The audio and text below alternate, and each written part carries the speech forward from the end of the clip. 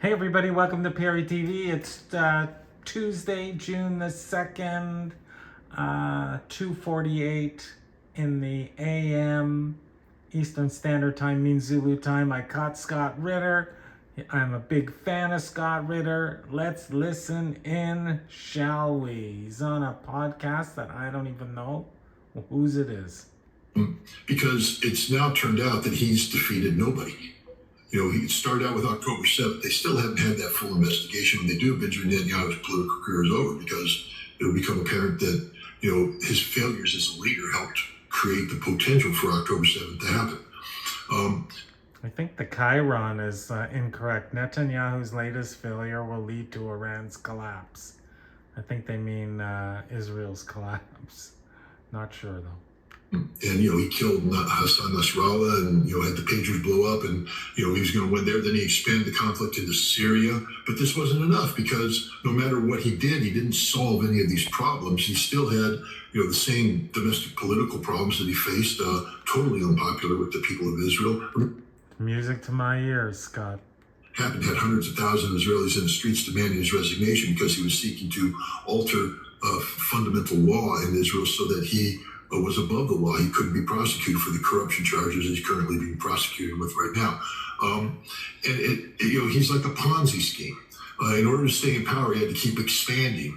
But it was all a lie because he was never going to achieve any victory. The final straw was court. Look at the beautiful trophies Scott has. Impressive. Never have attacked Iran to the scope and scale they did without American involvement. And he just happened to have an insane sucker in Washington, D.C. that listened to his garbage and agreed to this. But it failed.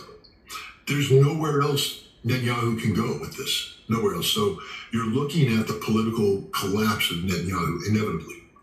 He cannot survive this. You know, the truth will come out about the damage that has been done. If you just don't pretend you live in a world where Iran took out the totality of American military infrastructure in the Gulf Arab states and did no damage to the Israelis.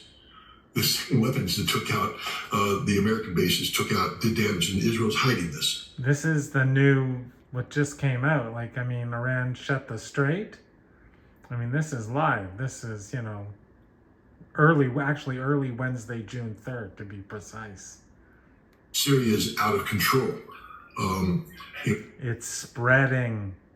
Created a new Iranian threat in the form of Turkey, where they're saying, well, we have to expand this. Turkey is a NATO member. And Israel's talking about the potential of armed conflict against Turkey. It's over. And so from the Iranian perspective, you know, this is one of those situations, just wait. And the problem will resolve itself. Israel's on the fast track to national insolvency. Their economy is trash. That's why they needed the Abrams Accord. And their biggest partner in the Abrams Accord, United Arab Emirates, is going bankrupt as we speak. Acts of desperation, calling in $3.5 billion loan they gave to the Pakistanis, evicting 15,000 Pakistanis and stealing their money in the process. Withdrawing from OPEC so they can flood the market with their oil, but they can't because the Strait of Hormuz is closed to them. Nobody knows stuff like Scott Ritter. That's a fact. We do show both sides. So if you want the other side, it's going to come. But let me know in the comments. The more comments for either side, they get their wish. And you can support the channel. Just $1 here or there. Much appreciated. It's impossible. Israel right now is, I mean, look at the Iranians. If we had this conversation, I don't know, in April of last year, and we said Iran was going to, destroy everything and do all this, we'd both be like, exactly. Maybe escalation management, maybe, but I mean, the Iranian government doesn't do decisive stuff like this. Well, they did. Why? Because it's a battle of existential proportions. They have no choice. They were given no options. Trust me, had they been given options, I believe they would have taken those options. History shows this. But they had no options, so they struck into... Israel's in a similar boat right now. Israel's facing a struggle of existential proportions. And the last thing you want to do is try and back a nation that's facing such a struggle into a corner where they have no options. All right? Let Israel die. Let them die. Because that's what's happening. They're dying. let them die. That would be my advice. But but I just don't see His advice and his opinion, not ours. I don't have an opinion. I'm just a lonely podcaster shouting in the wilderness. Whoops, sorry, sorry. it's very personal to him.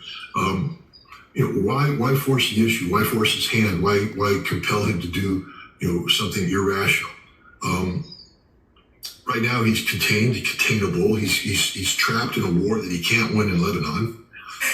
And he has political problems at home.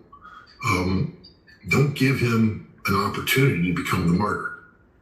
So that's why I think it isn't. We're not going to be seeing decisive moves. Well, there you have it. Thank you so much. Please support the channel. Love you guys.